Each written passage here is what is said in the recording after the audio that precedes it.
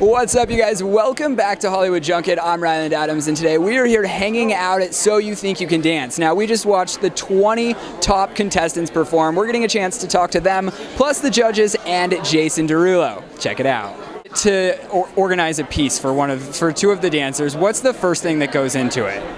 Well, this time around we knew which dancers we have, and we usually don't when we create them. So this time around I really wanted to showcase Rudy and Carly. Like, what are their strengths? Why are they on this show? What do we need to see? Because there's 8 contemporary dancers. So I knew it was going to be tough. So that's the first thought. What's going to serve as them the best in the competition? And then pushing myself. What haven't I done already in this many seasons being on the show? And yeah, I mean, for me, it's always song choice is the first thing. I'm driven by music, so that's also a big. So where are you always finding your new music for dance? Where do you get your inspiration for that?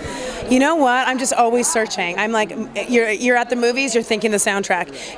There's a lot of artists that actually submit directly to my agency, just because since Christina Perri, that I used her song and she was unknown, and then all of a sudden she blew up, and A Great Big World, same thing happened last year. So I get a lot of artists submitting to me, which is great. I love it, so that I can actually find some new artists to showcase on the show, because we get sick of the same thing as well. I want something new just as much as the audience wants to see something new. And what was the best part about this week? How do you think you pushed your dancers the hardest this week? I think the dancers on the first week are so scared. I mean, they worked so hard to get here, and it's the epitome of what they want. Like they said, I just can't believe I'm here. I just can't believe I'm here.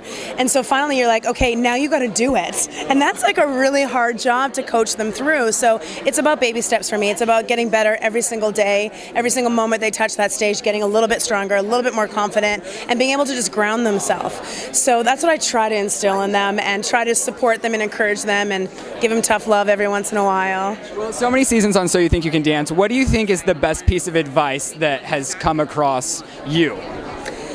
For me, I mean, for me personally, for anything, like giving either to people, or what do you think works the best for this show? I think for this show, it's a head game. I mean, it's about your talent, of course, but if you can't get out of your head, it's game over. So I say to the dancers, I was like, you got to learn, you got to work, and then you got to forget everything. It's like nobody's watching. It's like nobody's watching, and that's really what it's about. That's when you have the moments. That's when you get like kind of lost in what they're doing.